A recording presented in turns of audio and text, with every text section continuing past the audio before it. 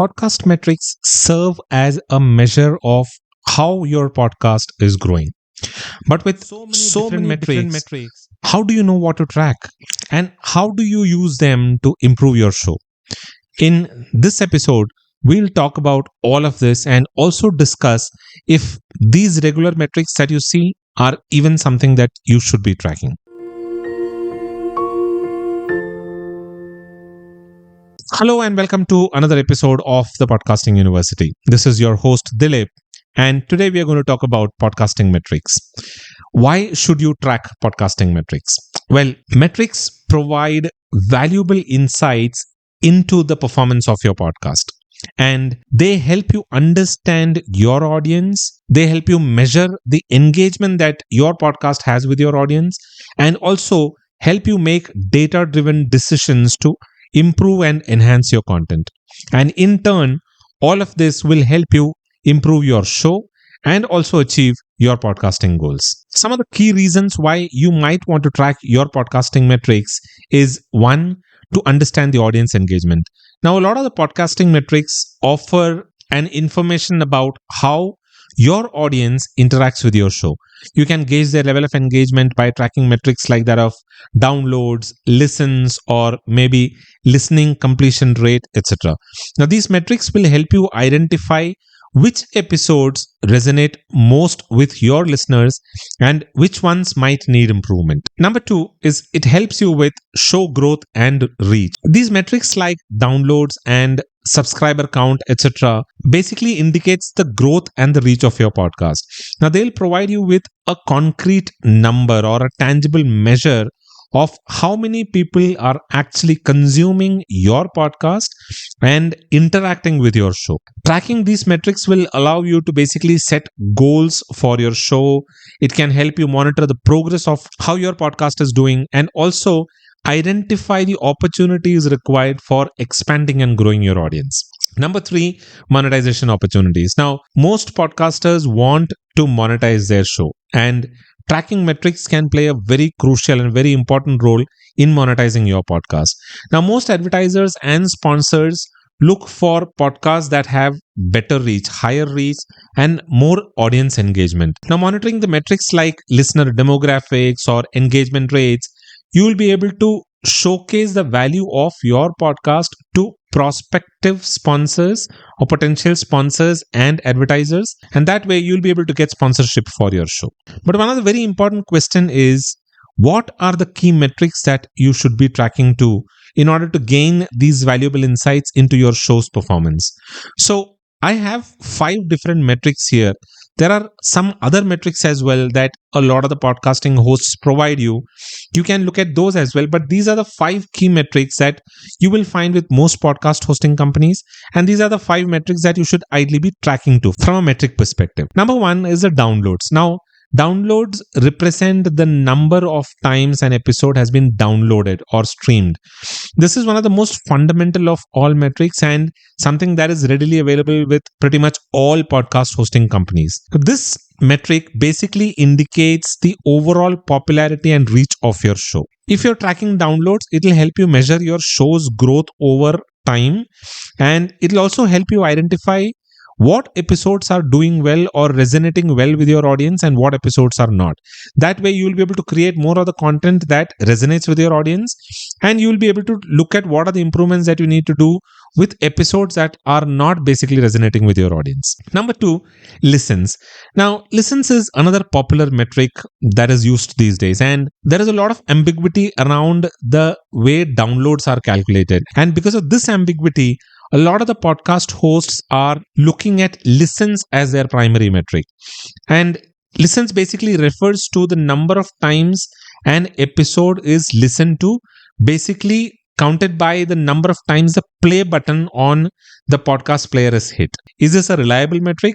We don't know for sure, but it is being considered as better than the number of downloads. The listens metric also provides you similar information like that of downloads. It provides you a lot of insights into audience engagement, how compelling your content is, and how well it is resonating with your audience. Now, by tracking these listens, once again, you will be able to identify the episodes that are doing well and create more of such content. And you'll also be able to know what are the pieces of content that requires a little more improvement. The third metric is subscriptions and followers. Now, this metric reflects the number of subscribers or the number of followers that your podcast has. Now, this demonstrates the loyalty and the interest of your audience with your podcast. Tracking subscription growth allows you to evaluate the effectiveness of your marketing efforts and also assess your show's long-term appeal, because only if your show has long-term appeal will people subscribe to your podcast and stay subscribed. Now, a question that a lot of new podcasters have is listeners the same as that of subscribers? The answer is it is not. Listeners necessarily need not be subscribers. They might listen to one or two odd episodes and they might just browse off, whereas subscribers are the ones who subscribe to your show and will receive all of the updates whenever you release a new episode. So a listener necessarily need not be a subscriber, and a subscriber necessarily need not be a regular listener as well.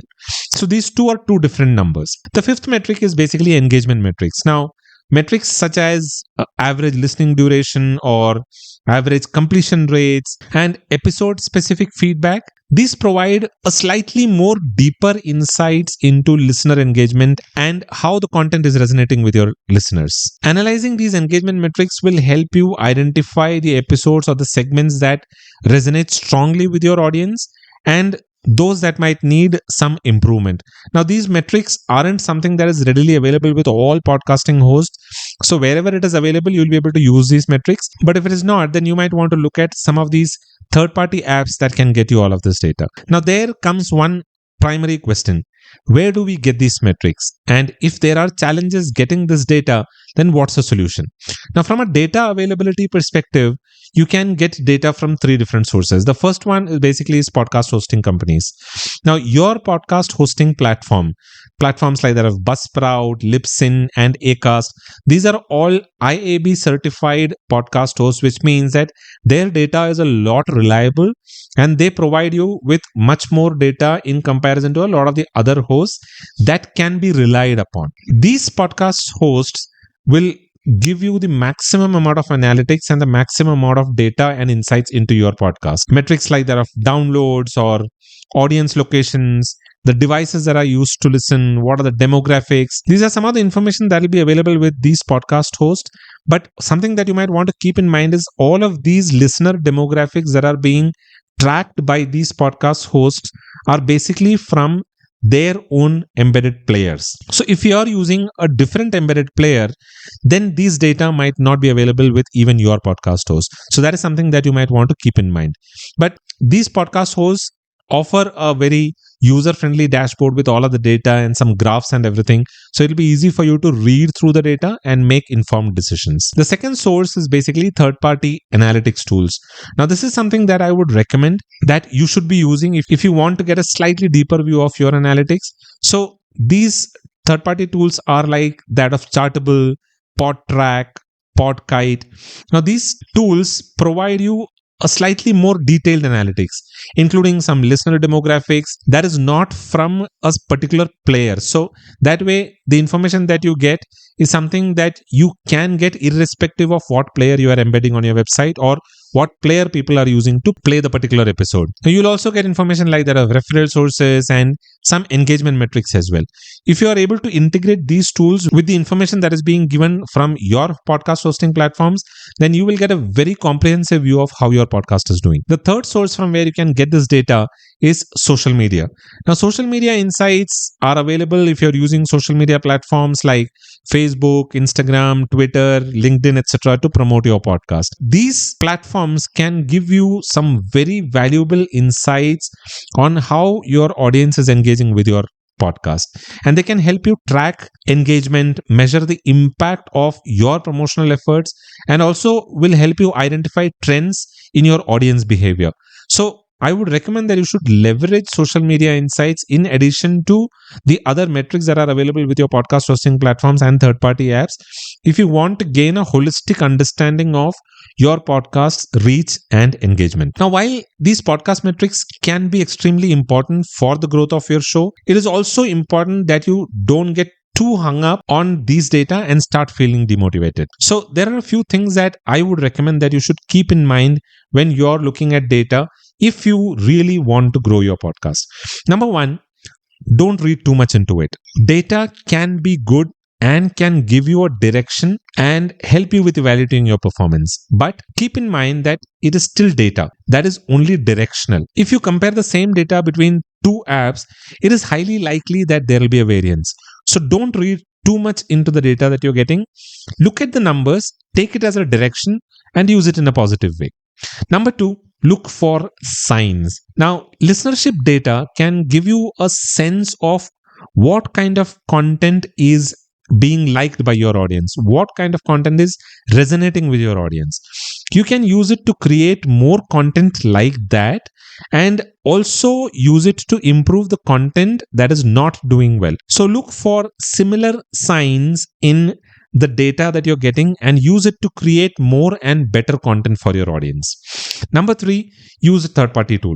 I would absolutely recommend using a third-party tool because these tools give you much more insights and analytics into how your podcast is doing.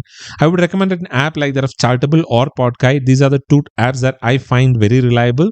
You can use these to track analytics for your podcast. It'll give you a way of comparing the data from your hosting company, and it'll also give you way more insights about your show, which you can then use to your benefit to grow your podcast. Number four, compare, but only with yourself. A tendency of most of us is to compare our podcast performance with others. This can be deceptive and detrimental to the growth of your podcast because you don't know what is the position that particular podcast is in with which you are trying to compare. So don't compare your podcast with other podcasts. These kind of comparisons can impact your motivation levels as well and can lead to pod fade. So I recommend not doing it. Instead, if you want to really compare, then compare it with yourself. Compare to see how your podcast has grown with every next episode or how you've grown as a podcaster with every next episode. Number five, focus on engagement. Downloads or listens are a fancy number, and since everybody talks about these numbers, you also tend to get swayed away with it. People will talk about millions of downloads, lakhs of downloads, and you tend to ask yourself the question if your podcast is even doing well. But more than these numbers, what is important is how is your audience receiving your show? How are they engaging with your show? So ask for feedback from your audience. You can use social media channels or even emails to do that, but gather feedback from your audience. And when you get this feedback, evaluate the performance of your show based on this engagement and this feedback. This is more important than all of the numbers that you're seeing out there. So those were some critical things that you might want to keep in mind regarding your podcast metrics. Now, keep in mind that metrics are important. Data and analytics can help you grow your podcast, but only if you take it constructively and positively and do a little bit of analysis to see how you can improve your show. But if you take it negatively, it could mean disaster for your show. So take data positively, and like what I said, look at how your audience is engaging with your show. That is more important than all of these numbers. I hope you enjoyed this episode. If you did, then don't forget to subscribe to this show in order to stay updated with all of the latest episodes that I release. The Podcasting University is available on pretty much all podcasting platforms, including Apple Podcasts, Google Podcasts, Spotify, Stitcher, JioSaavn, Gaana, and Amazon Prime Music. You can pick your favorite platform and give it a listen in there. And if you have any questions, head over to the podcastinguniversity.com/111 and drop your questions in there, and I will respond to all of your questions. You'll also be able to find all of the show notes, the recommended resources, and the transcript for this episode on thepodcastinguniversity.com/111. That is all that I have for this episode. I'll be back again the next week with another interesting information around podcasting. Until then, keep listening to the Podcasting University, and you all have a wonderful rest of the week.